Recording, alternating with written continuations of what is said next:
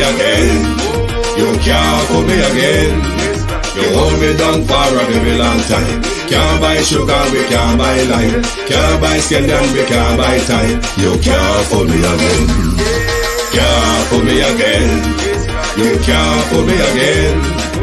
Hold me down for a very long time. Can't buy sugar, we can't buy lime. You touch up line and a resort to crime. You can't fool me again. What we gonna eat no money, what we at you, eat no at you. Covid money, miss away in the yellow rat you. Use the youth, them on the base, come must have mantis statue. Say me like a cashew, but they got in a figure you. Take this print of money, got and say that is not you. On the head, the man above him, up him, I got a bed. Too much eating at the kitchen, some of five like a patu. My singers and DJs and social media's coming at you. It burn me 300% free. It burn me garbage pile of the day. It burn me Give the teacher them raise. It burn me I see corruption peace. It burn me Mash down the people them house. It burn me Every day appear arms out. It burn me Appear money them a thief. It burn me And them a sell out the beach. Can't fool me again. You can't fool me again. You hold me down for a very long time. Can't buy sugar, we can't buy lime. Can't buy scandal, we can't buy time. You can't fool me again. Can't fool me again. You can't fool me again. You hold me down for a very long time. Can't buy sugar, we can't buy lime. You touch up line and a resort to crime. You can't fool me again. For me say big up all the charities and all of the givers. Some a go like say them powerful, me no make a bigger. The 100 the promises, none of them not deliver. Cut up the youth, they rap and they down in a whatever. Member bowl honey and they lie them tell. Corruption smell and they pocket them swell. When police don't a market like Satan out of hell, go mash up people start like thief when them sell. It burn me Or they treat the market man. It burn me Or them a treat the cat man. It burn me Or they treat the peanut man. It burn me Or them a treat the dirt man. It burn me Or them a treat the son man. It burn me Or them a treat policeman. It burn me How them a treat soldier man. It burn me How them a treat everyone. Can't fool me again. You can't fool me again. You hold me down for a very long time. Can't buy sugar, we can't buy lime. Can't buy scandal, we can't buy time. You can't fool me again. Can't fool me again. You can't. Stibby dim day. We in Global TV says certain kind of friend we no cape. And some informer friend we love lake. We in Global, bona fake friend and bona tape. We in Global, we not promote them, we not support them. Look at them on the cheek, come here represent for. We in Global TV, check it. Good evening. We're not on TikTok at the moment. Good evening and welcome to this another of your Drive Time London Lunchtime Global program. It is Tuesday the 30th of January and it's just gone 6 p.m. in the United Kingdom. It is our drive time. It is our lunchtime on the eastern side of things. Good afternoon, good evening, and welcome to the program. I said this morning I need a whole program on Fitzbailey. But we're going to not just look at Fitzbailey, we're going to look at a string of criminals. An awful string of criminals in our country. But before I go on, let me say good evening to everyone on the live. Good evening to everyone in the chat. Good evening to those on the Twitch. Good evening to those on X, on Facebook, on YouTube. Good evening and welcome to another program. Good evening and welcome, JJ. Good evening, Natalia Freeman. VM, good evening. Jason Kane, good evening and welcome. Beat and Teach, good evening and welcome. Sunshine, good evening and welcome. Good evening and welcome. Debbie Jervis, good evening and welcome. Patricia Matthews, KM, good evening and welcome. Good evening and welcome to everyone. Good evening and welcome, veteran. Good evening and welcome. Why are you shaking your head? Good evening and welcome. Good evening. Ada James, good evening and welcome. Good evening, Joan Brown. Good evening and welcome. Good evening, is a holder. Good evening and welcome. Elder Fletcher, good evening and welcome. Good evening and welcome. Roger Forbes, I am Roger Forbes, is my brother. Good evening and welcome to everyone. Shashamalilan, good evening and welcome. Thank you all for joining us. VM, Toner Flavor, good evening and welcome. Good evening, everyone, and thank you all for joining us. Jamaica Vlogs 876. Good evening and welcome. First time seeing you here. Good evening and welcome. Nifty friend, Amazing Grace. Good evening and welcome. A pleasant good evening and welcome to you all. Thank you all for joining us this evening. Thank you all for joining. We live in a country run by crooks, or God-given power we hand over to crooks. And it goes from the top of the pecking train all the way down to us on the street who a lot of the time and most of the time and some of the time who pay for their corruption. So we always assist them. We always assist them in their loot, at least our silence. At least our silence assisted in the loot.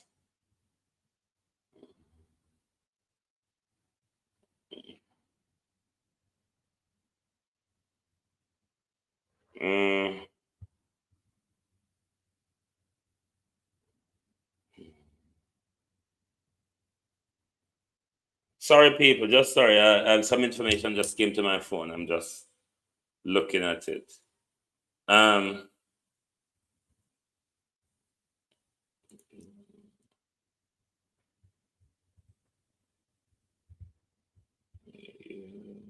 Hold on, sorry.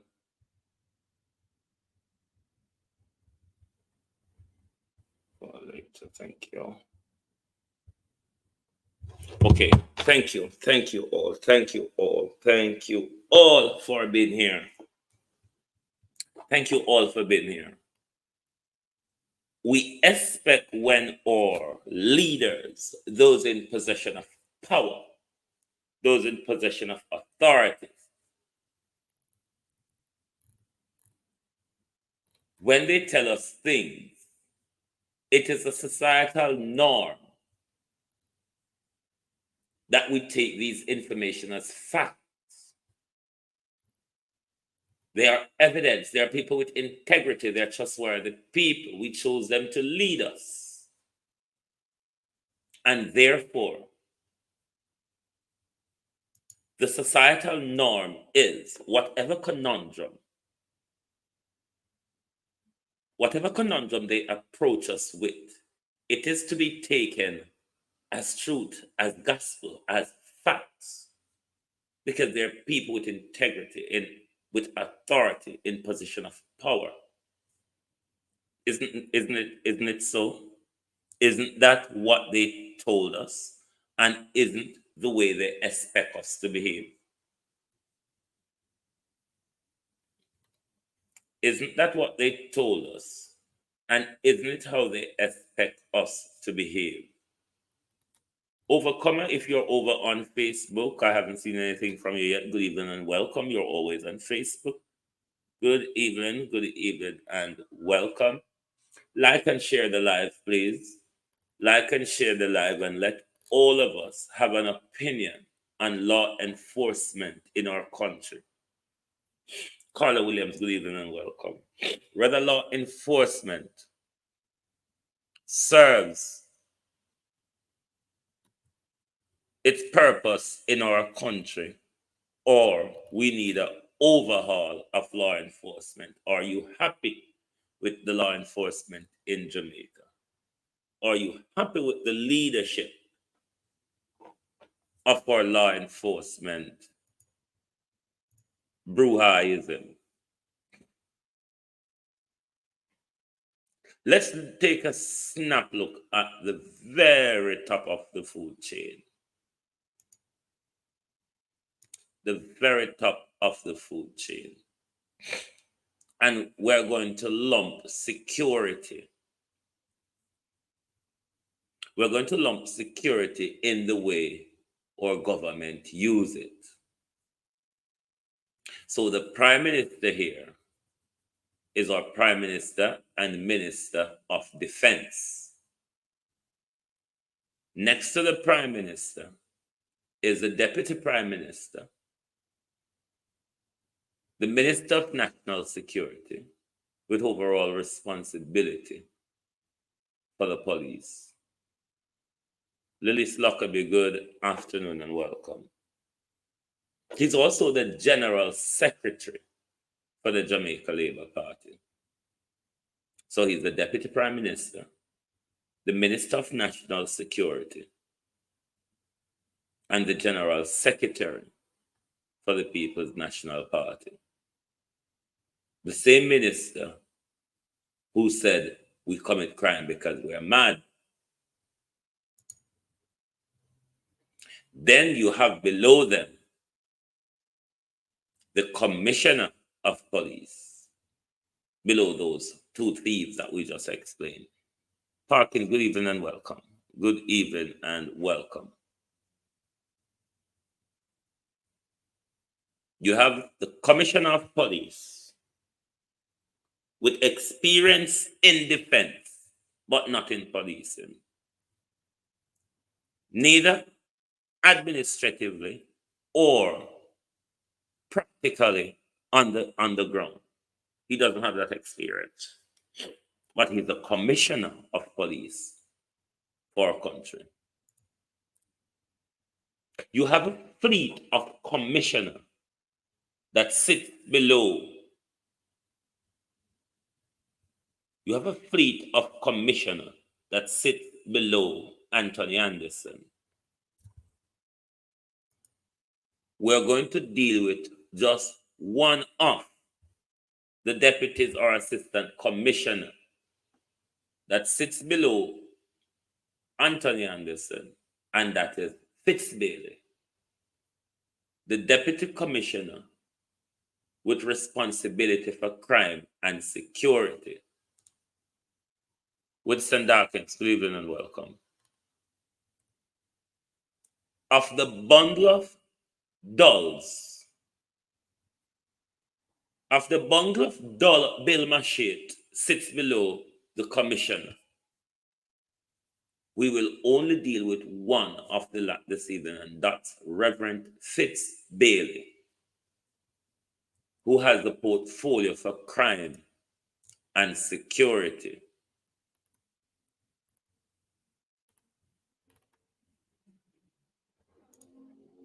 You also have the Minister of Finance, Evan Green, good evening and welcome. The Minister of Finance controls the purse of our country and does the funding of any of the malarkeys you see coming out of our country. Crooks in suits, as Beta Teach said this morning. Crooks in suits.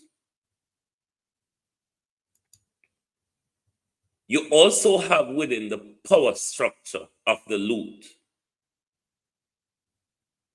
because you have to lump health and education when you're dealing with the issue of security. You have the current loot that's going on at the Ministry of Health, partial of $7 billion. You also have a loot going on in the Ministry of Education, partial of $7 billion.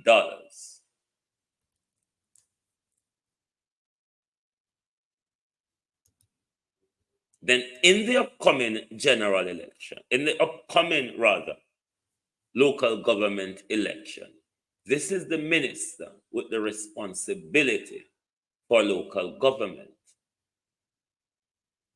the minister in the pecking order who is not afraid to go at war with any MP over kickback and contracts.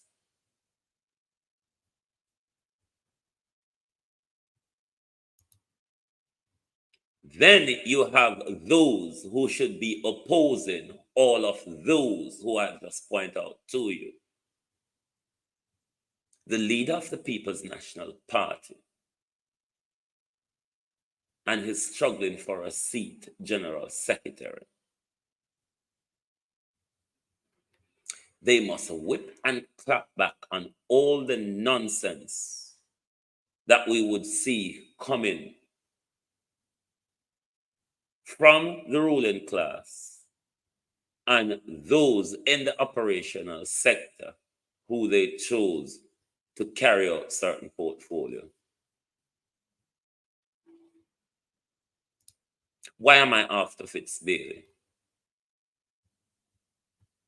Fitzbailey has always been lying to us.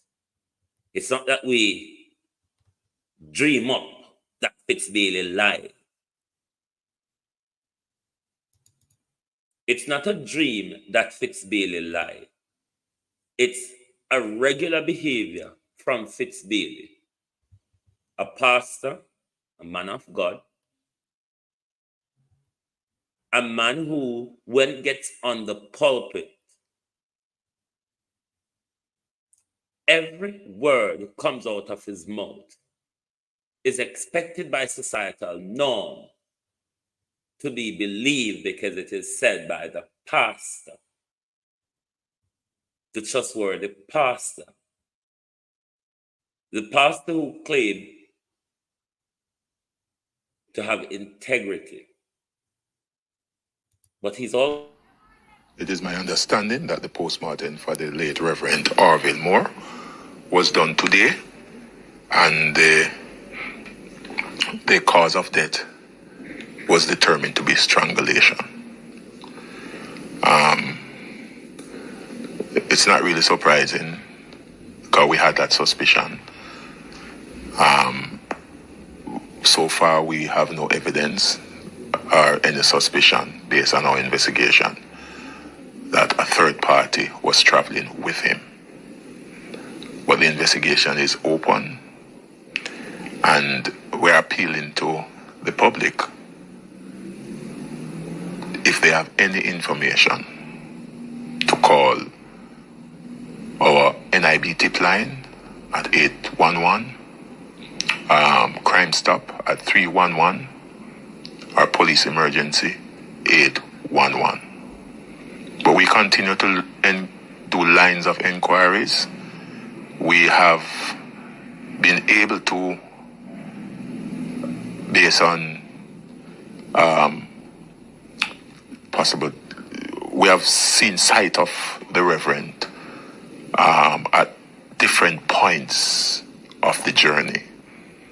And we have not seen where there was a third party or a second person in the vehicle with him. When the Reverend told you that, the Assistant Deputy Commissioner of Police with responsibility for crime and security, when he told you that, he knew he was lying.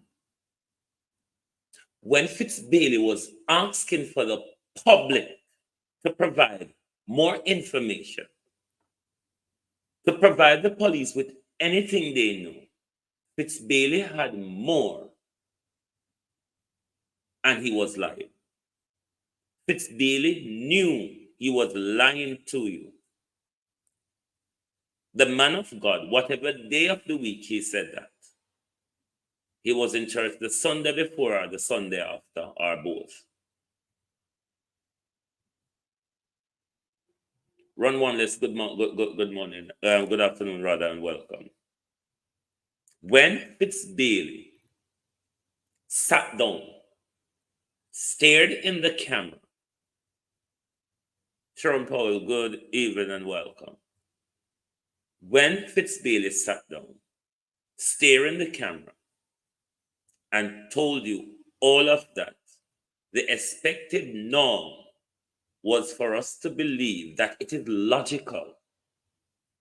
It is logical, Fitzbailey, for a man to have gone through such a serious accident,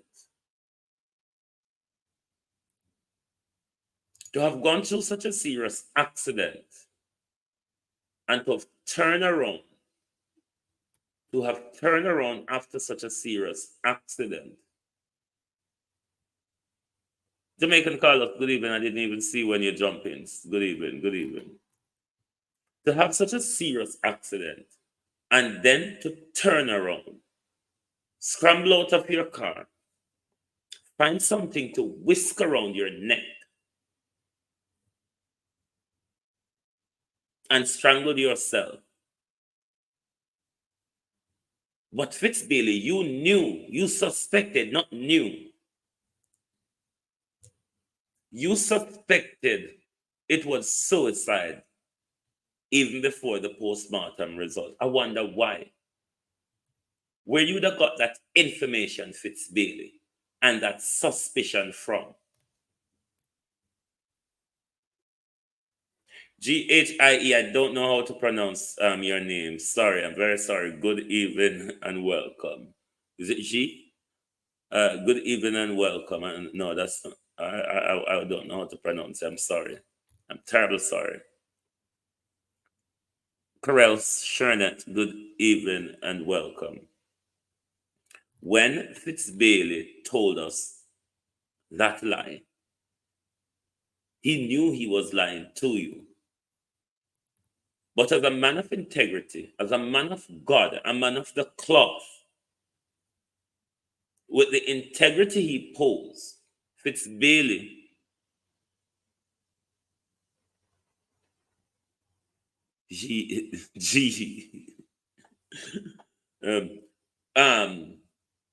when Fitzbailey told you that, Rodney Reed, good evening and welcome, he knew he was lying to you. Where did Fitzbailey come up with the idea or the suspicion? What led you to suspect Fitzbailey? What was your reasonable suspicion? What yours before the postmortem result? What was the reasonable suspicion, Fitzbailey? What was the basis, Fitzbailey, for your reasonable suspicion that Reverend Moore possibly has committed a suicide?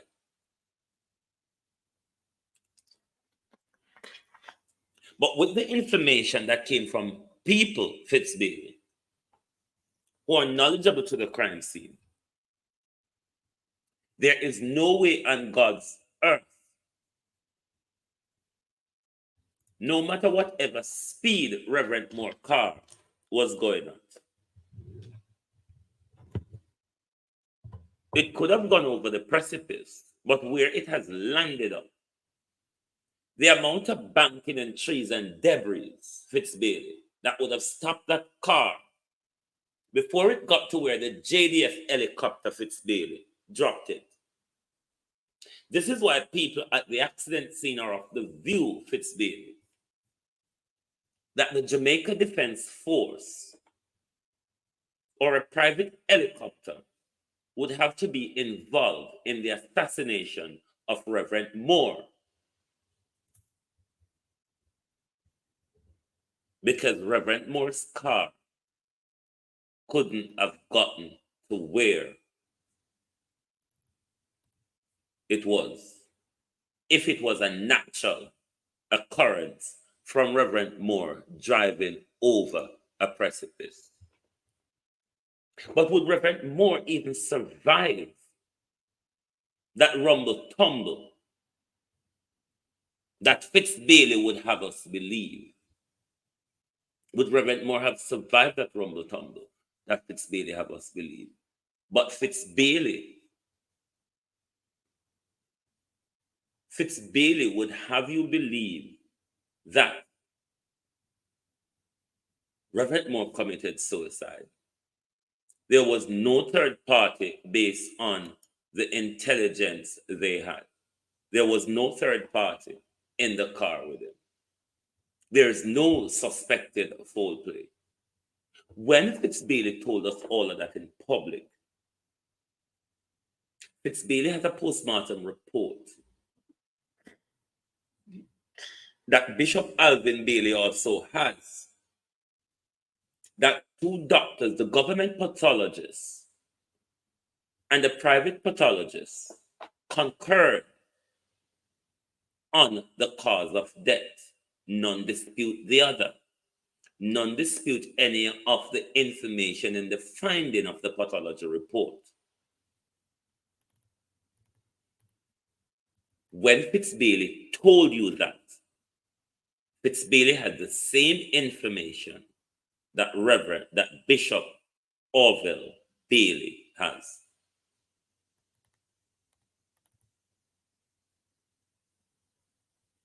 Fitzbailey would have us walking away believing it is possible. The science has moved on.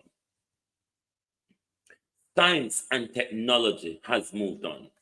So it is quite possible for Reverend Moore to have gone over the precipice, survived such a dangerous accident, and then decide this wasn't enough. Suicide must do it.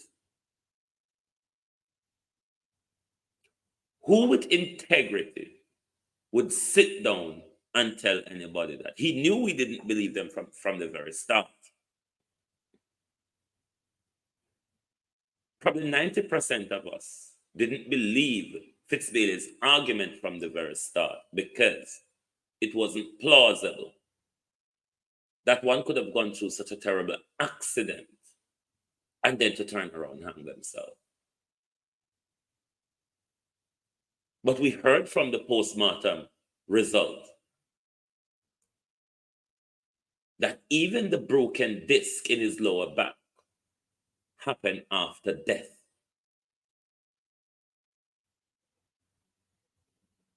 So it was a staging all over. But rather than tell us lies, Fitzbailey, tell us who killed Arville Moore.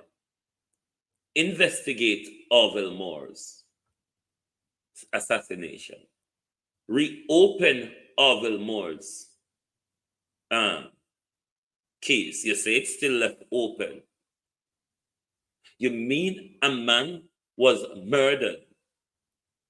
You have a postmortem result which could point you into an investigative direction, and you don't want to know anything, Fitzbailey?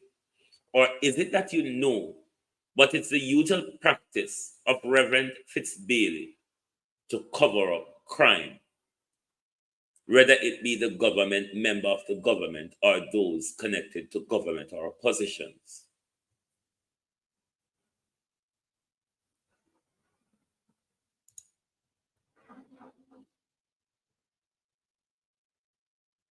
Prior to that, Fitzbailey,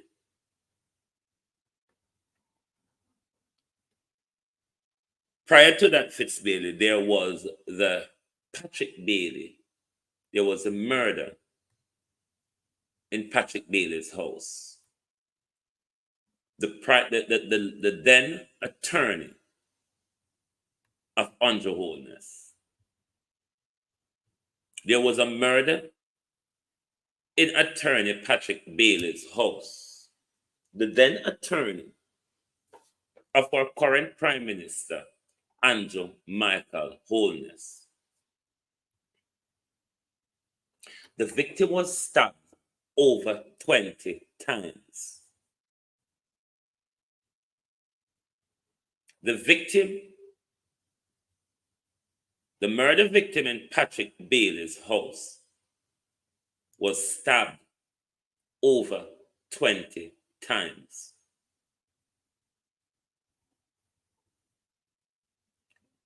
Not only that the victim was stabbed over 20 times, the victim also suffered gunshot wounds. Dalton G., good evening and welcome. Good evening and welcome. Also suffered gunshot wounds.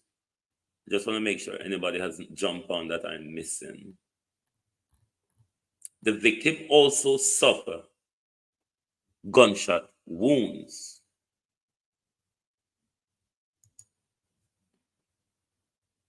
not only over 20 stabbings, but gunshot wounds as well. That body was taken from Patrick Bailey's house. But Patrick Bailey knew nothing of that murder.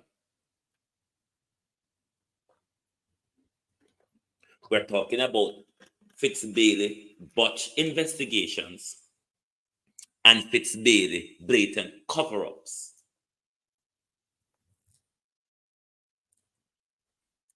Fitz-Bailey botched investigations and Fitz-Bailey blatant cover-up. The police took the body from Patrick Bailey's house. Patrick Bailey was fast asleep. Fast asleep, Patrick Bailey was. Breeze come under Patrick Bailey door. Breeze come under Patrick Bailey door. Kill a whole man. And because breeze not make so much noise,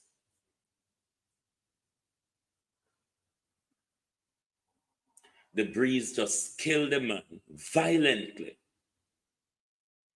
albeit in silence, violently, and got out. Shocking to Patrick Bailey. Next morning, woke up to find a bloody scene in his house. Shocking.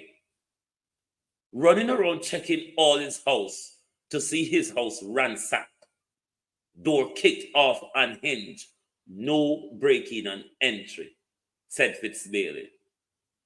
Not one bit. No breaking or and entry.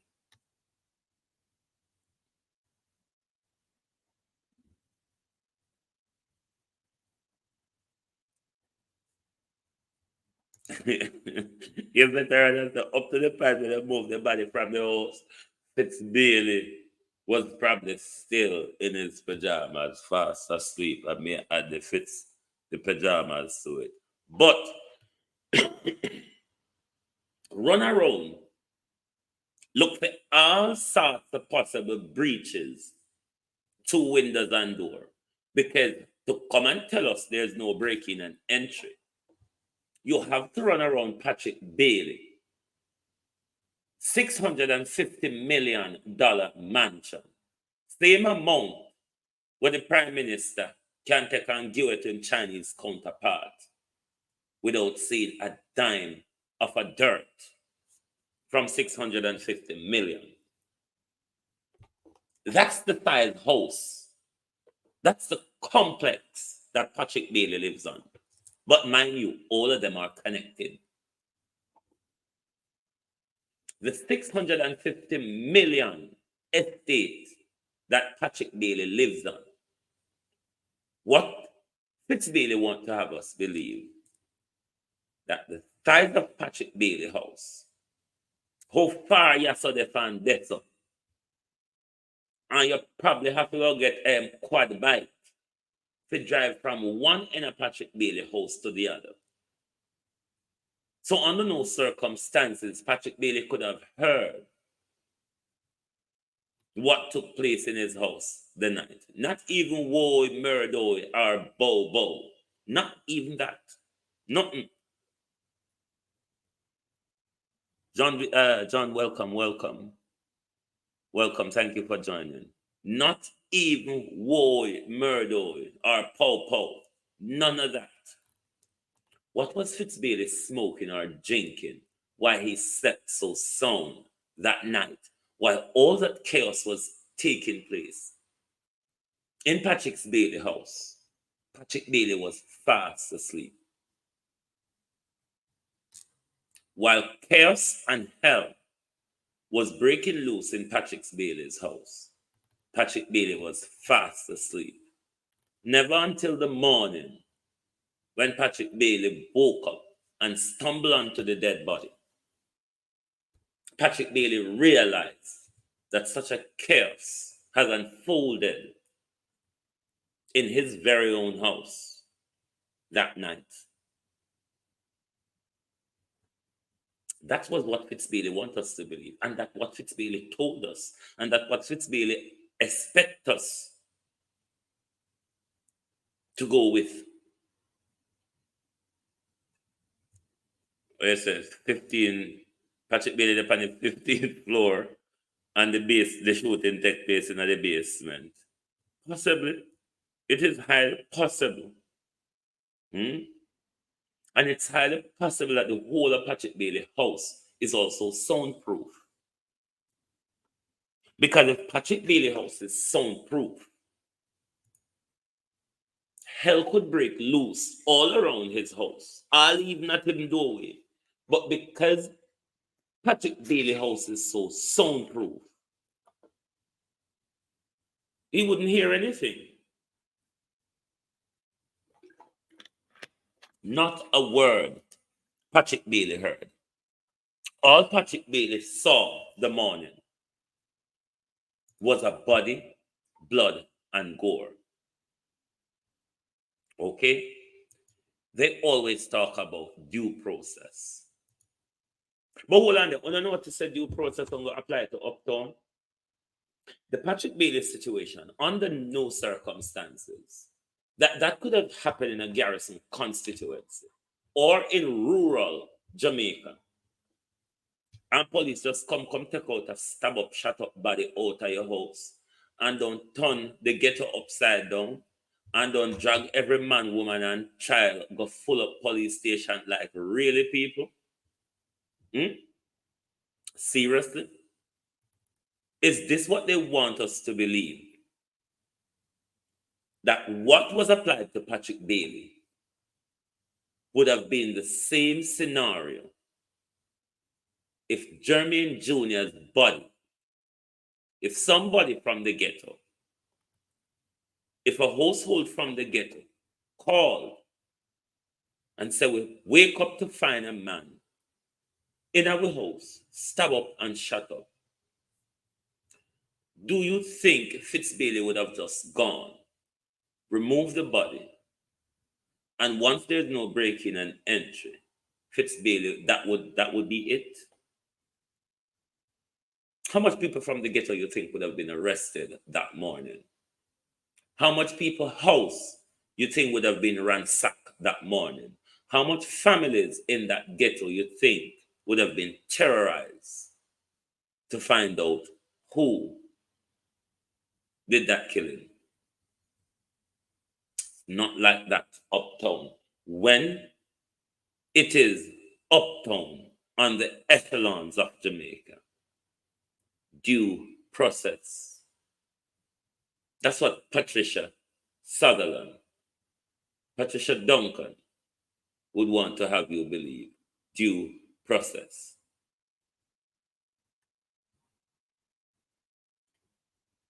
Why was there no proper practical investigation in Jermaine Jr.'s death? Or was there a proper investigation, Fitzbailey?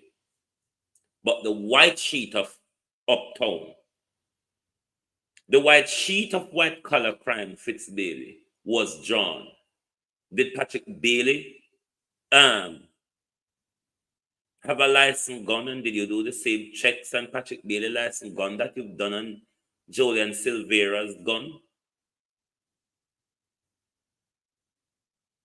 Did you do telecommunications, Fitzbailey, to see who else would have been connected to the cell tower that Jermaine and Patrick Bailey phone was connected to that night? You may have those evidence because you have the science. You have the evidence because you have the science. Was that investigation done and a cover-up happened? Or Fitzbailey didn't see any need to explore further because it wasn't Patrick Bailey and nobody else did it? Then we have to wait on the victim to say who could have done this to you, because it's not Patrick Bailey. It is definitely, by Fitz Bailey's standard,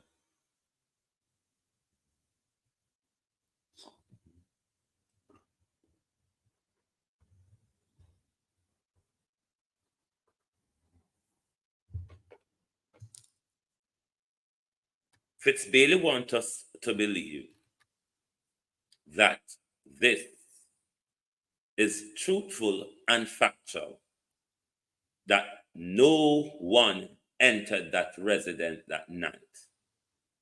Equally, Fitz Bailey also wants us to believe, from my investigation, there's nothing pointing, there's no material investigation, no factual, no circumstantial investigation that could tell us that this murder was not done by Patrick Bailey. Even though we don't have any material evidence, there is nothing circumstantial to say that this crime that took place in Patrick Bailey's house, he did it or he knew of it. Okay, let's say Patrick Bailey didn't commit the crime. Is there a possibility that Patrick Bailey is protecting another high-profile murderer? It is said that a lot of high-profile people like Alonda Terrelong and a lot of other people visit Patrick Bailey's house quite regular.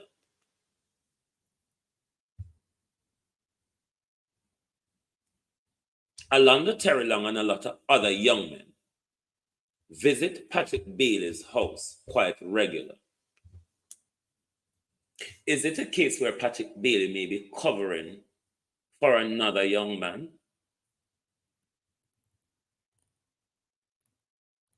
Could that be a possibility that it's not Patrick Bailey? Flo M, good evening and welcome.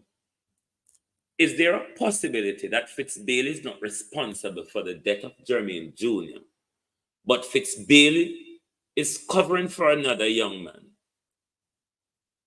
who regularly visits his house, Alonda Terrelong, among many others? Because if it's not Fitz Bailey, if it's not Patrick Bailey, then it is somebody else. And it is the duty of law enforcement, particularly the team that falls under Fitz Bailey portfolio, to investigate and make sure that case is resolved. When they want to take over Portland, Dr. Bloomfield just dead, so boops, punch. Dr. Bloomfield was just cut down violently. Okay, on arrest somebody for Dr. Bloomfield and attempted to do the due process. Hi, Steph, good evening and welcome. On attempt to do the due process, the uptown due process. When they wanted to get rid of Dr. Bloomfield, Dr. Bloomfield is from Portland. Somebody correct me if I'm wrong. Isn't it Beat and Teach? Dr. Bloomfield is from Portland. Is it Portland East? In Beat and Teach, our Portland. Dr. Bloomfield was Portland East, was it not? Agnostic, good evening and welcome. Agnostic is saying yes. Amazing Grace is also saying yes. And is it not Portland East that's controlled by Galilee at the moment? Is it not?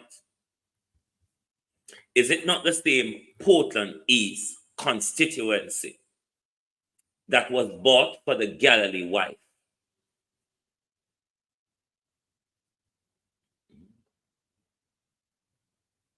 The same Portland constituency that is run by Galilee that Dr. Linval Bloomfield was hounded out of to the detriment of his life.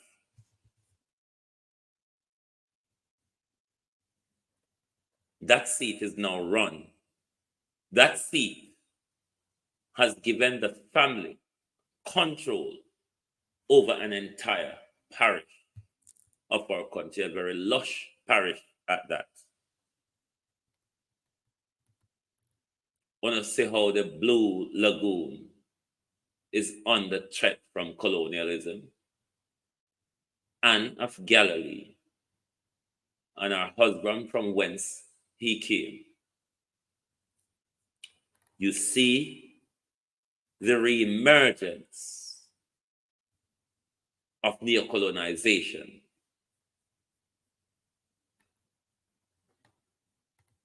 Dr. Bloomfield, murderer.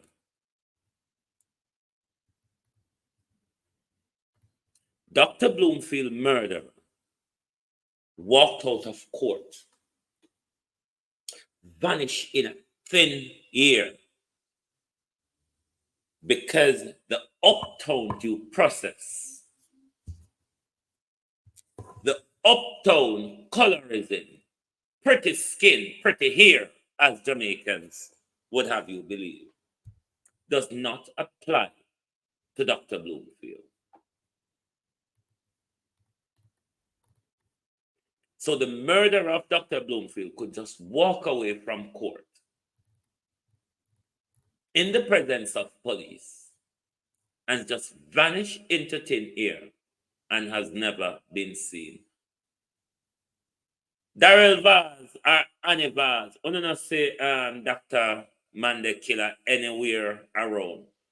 Or not involved in try whisking him out of the country. Just ask him. It's a question.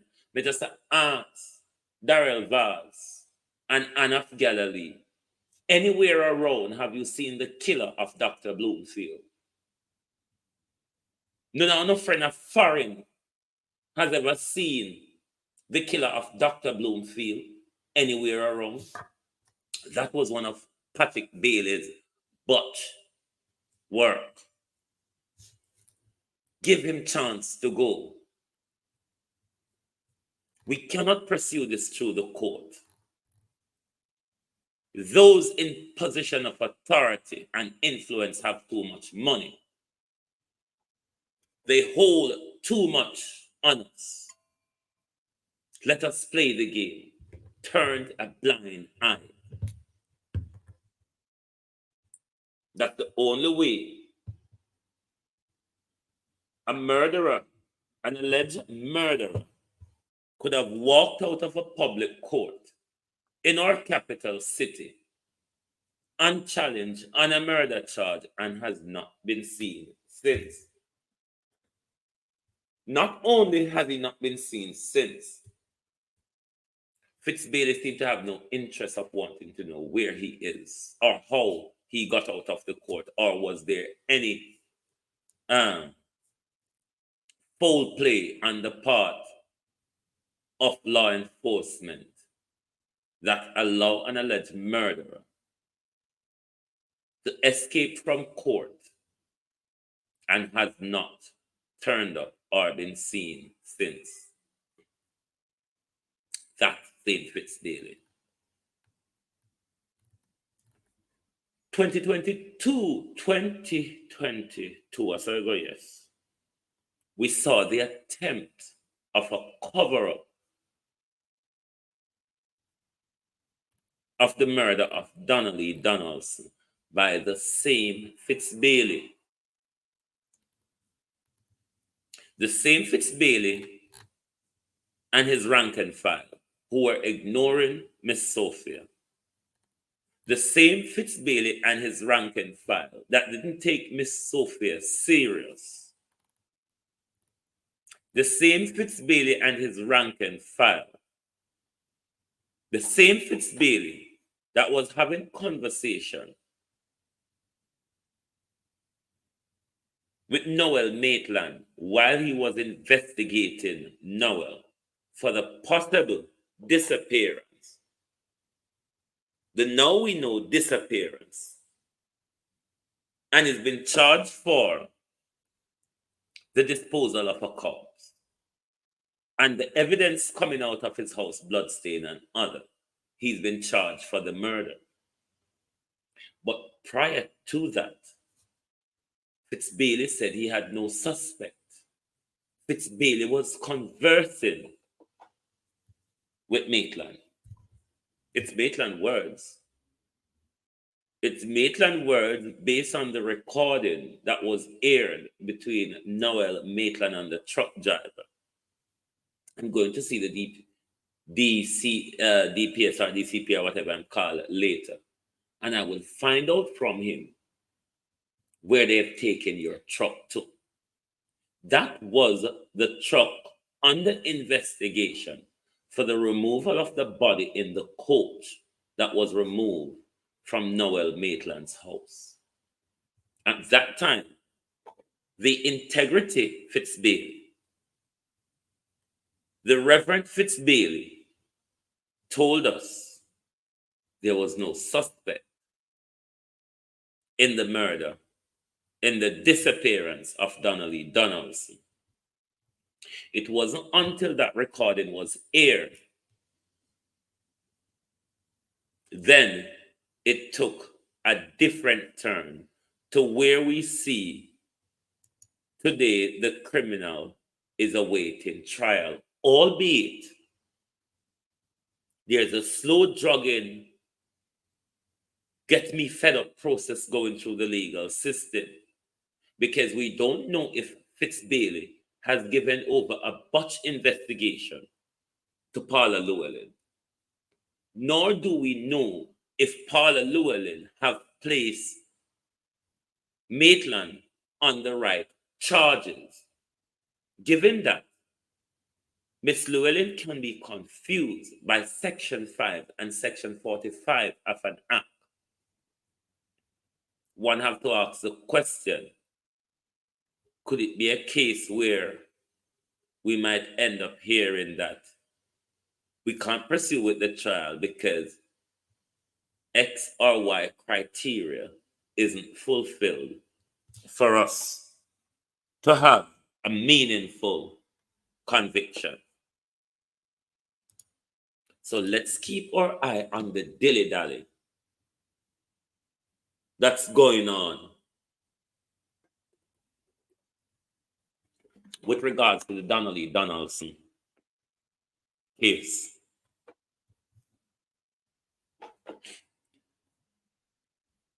And after that, he fell into the Reverend Moore situation that I discussed first. The Donnelly Donaldson situation came after the Reverend Moore situation that I explained to you first. He is now in the middle of an open wound in our society, a type of murder we've never seen before. We've seen murders in our society, but the type of murder and the cover-up around it is alarming. But I want you to listen to Fitzbailey a bit. Several lines of inquiry were drawn during the investigative process, and having satisfied ourselves that there is sufficient evidence to mount a viable prosecution, as a consequence, consultation was made with the offices of the Director of Public Prosecution, who concur with our findings. Jolan Silvera, the husband of the deceased, Mrs. Melissa Silvera, has been taken into custody as a suspect in this case. This significant development is a testament to the dedication of the JCF in serving the public and upholding the principles of being a force for good. The JCF remains resolute in its commitment to transparency, justice, and public safety. We understand the concerns of the public, and this update is provided to assure that our work is ongoing and focused on seeking the truth. With regards to the killing of Melissa Silvera, when Fitzbailey also said that, he was lying, and he knew he was lying. The full detail is not out yet, but we are sensible to know that when Fitzbailey said that, he was lying. Let's hear what other high-profile people think with regards to the Silvera debacle. Another member is charged with that murder, that it would cause a lot of pain and hurt and confusion in the minds of the family. Just like I am very concerned about the children. I know we have to carry this as news, and I know we have to comment on it. But every day that those boys wake up and see this in the newspaper makes it that much harder for them to heal. In recent times, we've had quite a few reports of killing of women and children and rape of children, etc. And it is very disturbing where our society generally is going. All of them because they don't want us to question the truth. All of them are using the children against us in public. How are they doing it? All of them are trying to say to us, the conversations we're having now, the images we're showing now is going to be depressing for the children when they grow up. Let me tell you all what will be the most depressing thing for the children when they grow up is to know that everybody on the first day who told the lie of a peaceful death knew it was a murder. That will haunt the children. How much people stepped over their dead mother's body the night. How much people in position of power. How much people in law enforcement and the People's National Party that stepped over their mother's dead body that night trying to protect their father. That Fitzbailey, that Patricia Sutherland, daughter of D.K. Duncan, will scar them for life.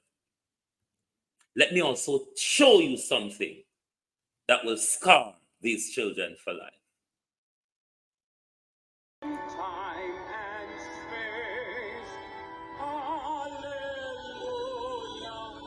hallelujah, praise with us the God of grace.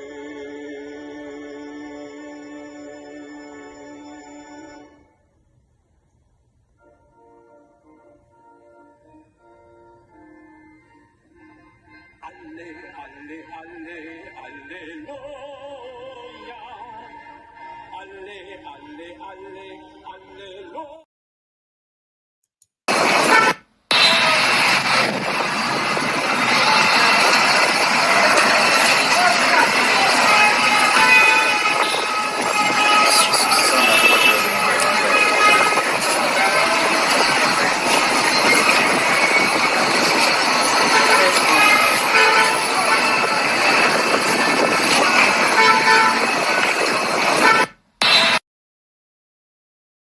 That Patricia Duncan Sutherland, daughter of D.K. Duncan, that is what will scar these children for life.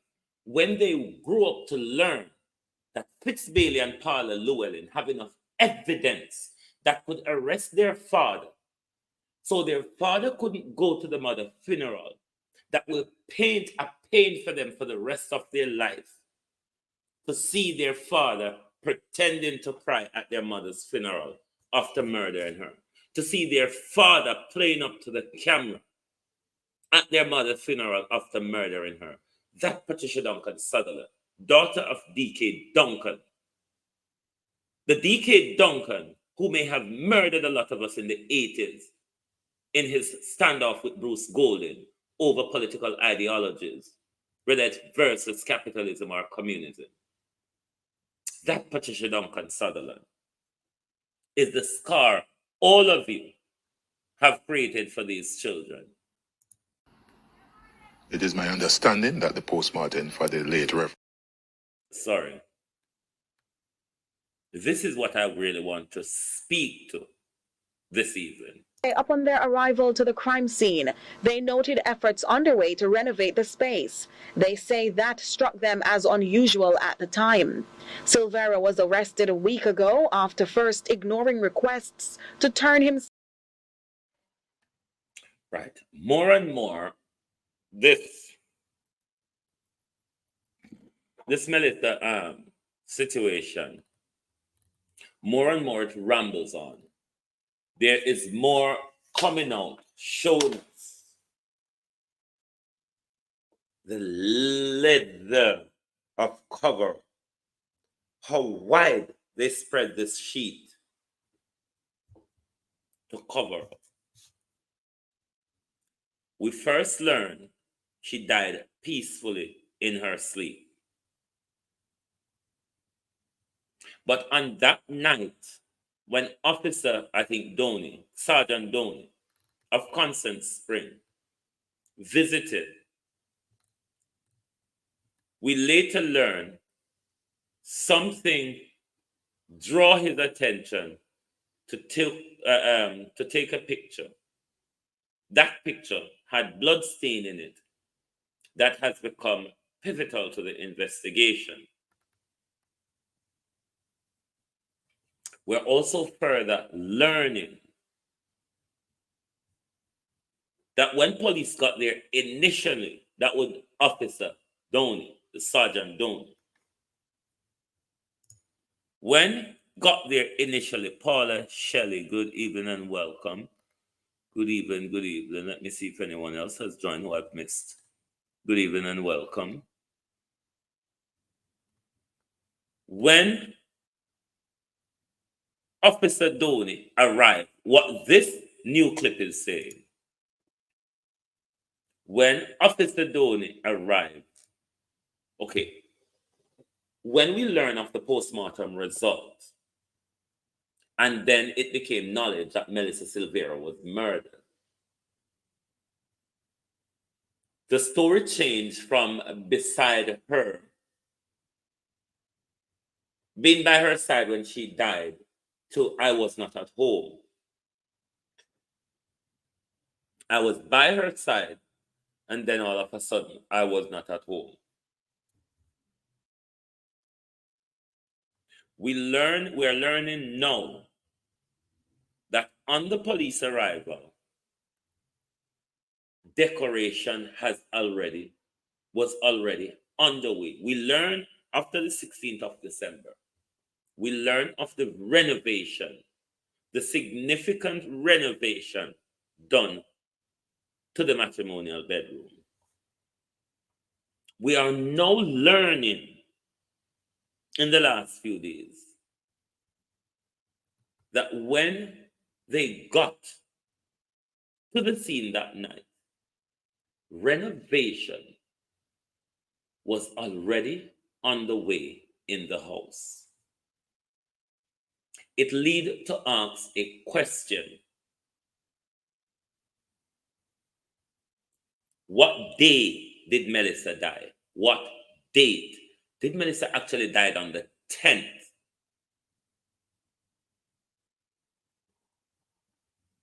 Did Julian Silvera have his crime so premeditatively put together that Julian Silvera would have had his contracting team ready as soon as I shot my wife and the blood and gore and everything starts? Make sure you move in to do the cleanup, the refurbish. What time, Fitzdaily, does the postmortem says that Melissa Silvera died? What is the time of death? What is the time of death, Fitzdaily? Because if he would have called, not would have, Julian Silvera, after murdering his wife, had called a fleet of people before he called his friend or associate from the Stony Hill police station. Before Julian Silvera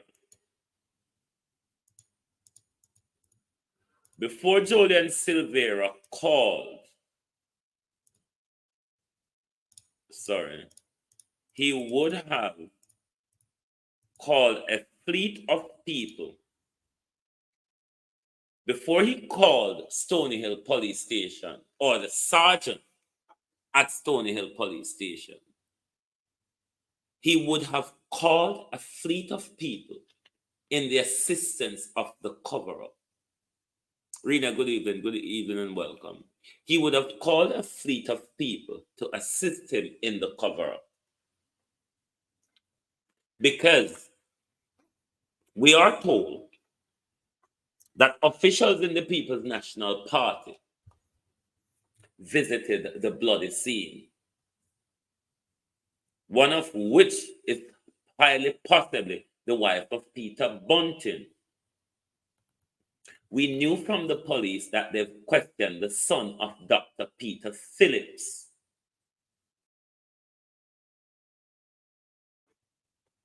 There was a lot of high-profile people there, assumably before the police got there, because there was a level of cleaning up and restaging of the crime scene.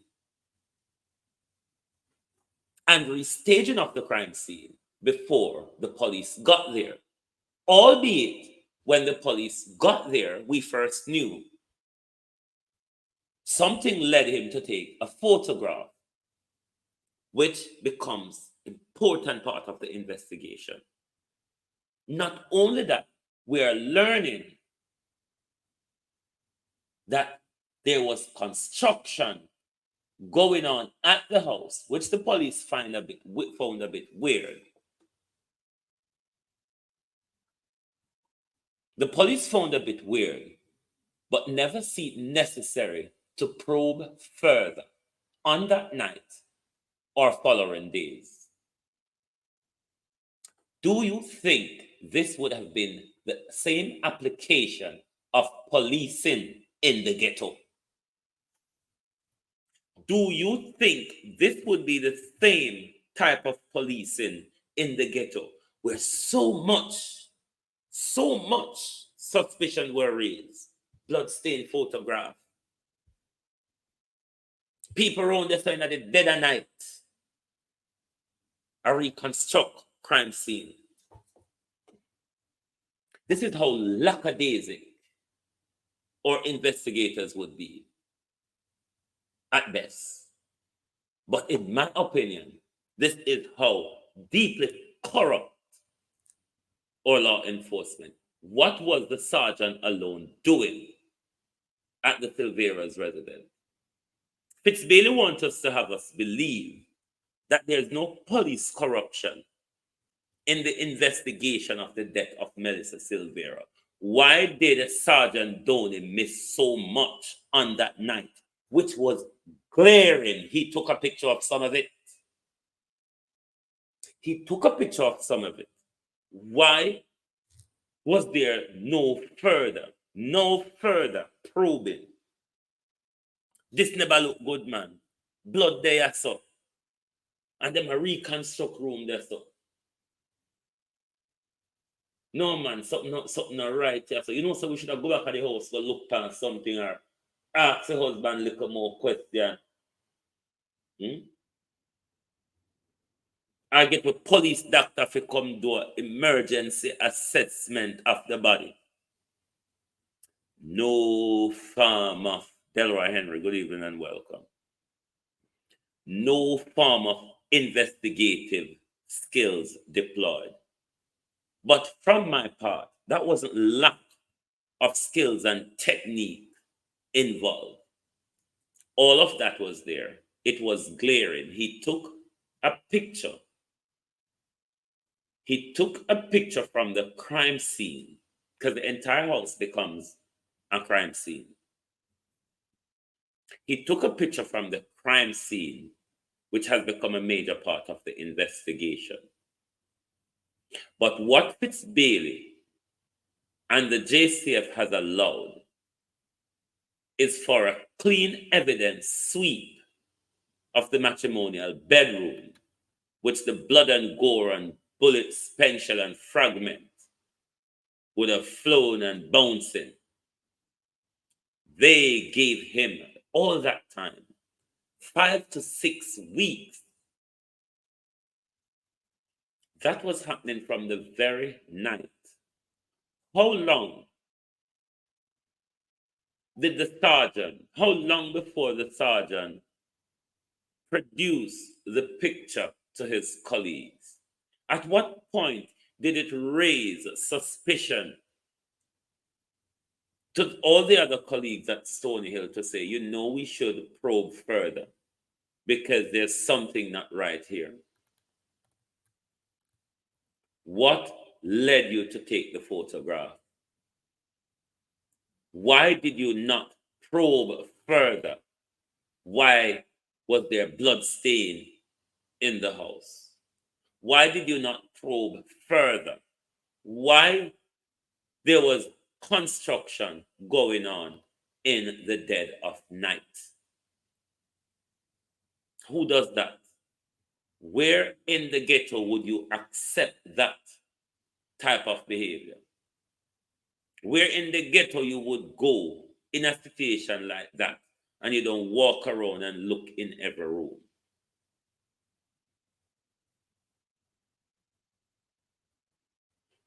Due process. Due process, they say. But that due process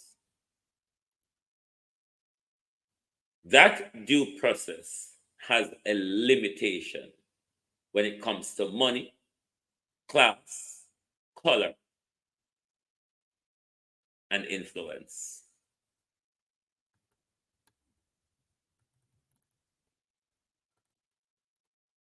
How can Fitzbailey convince us that the JCF is not involved in a cover-up in the Silvera's murder? To date, Fitzbailey have not told us if there's a cover-up investigation underway. Fitzbailey haven't told us if there is one and how much people are under the scope. Yes, Fitzbailey are questioning other people. They're calling for politicians to come in to be questioned from the People's National Party. But are you questioning them, Fitzbailey, as witness in the murder of Melissa Silvera? Or are you questioning them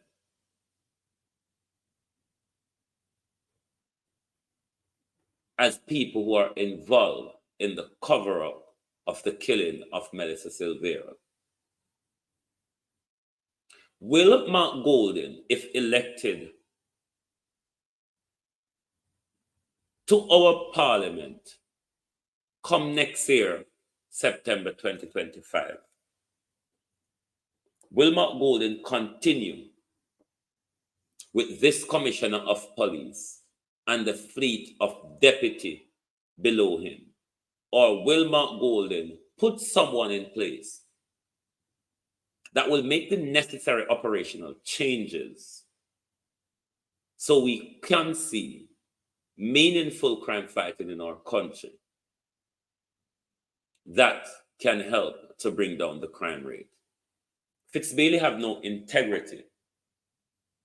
There's no moral attached to Fitzbailey, a pastor who regularly lies, a pastor who more than once in public has lied to us and cover up multiple murders. The same Fitzbailey, it is said that when he was at the organized crime unit, it is this Fitzbailey, when there is any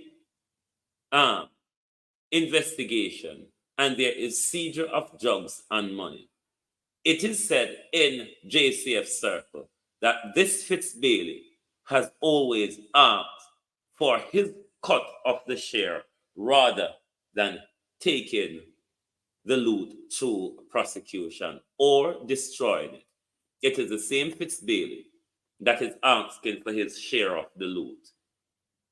And after his share of the loot, Nigel Clark is telling us that it is that money that I'm using to fund the SSL crime and scandal of our country. Good evening, Miranda Ruddock, and welcome. You have just arrived when we are winding down. Does Fitzbailey have integrity or the competency to bring crime down in our country? Are we going to go to hell with Fitzbailey, or are we going to change Fitzbailey and put people in there who have the vigor to fight crime? Not just the vigor to fight, not just to want to enrich themselves, not just want to protect corruption and corrupt high officials, but actually to do crime fighting in our country that will bring our crime situation under control, but not only bring this situation under control, the fear of crime that plagues our country under control. This was Drive Time London, Lunchtime Global. Thank you all for being here with us this evening. I'm working on an interview for later on. I don't know yet. Stay tuned. I will be putting out an update on my YouTube, Facebook, or wherever as soon as I confirm that interview. I will put the information out. So thank you all very much for being here. It is lovely to have you all this evening. Thank you very much, Sunshine, and everybody else. It is lovely to have you all here this evening. Thank you very much, and keep your eyes on my page for further announcement. Please do, if it is your first time here, please do like, share, and subscribe. Get involved in the conversation on the live chat and in the after chat. Thank you very much, and we will see you back here at 11 p.m. But keep your eyes on whatever announcement is to come. Thank you very much. Good evening from London.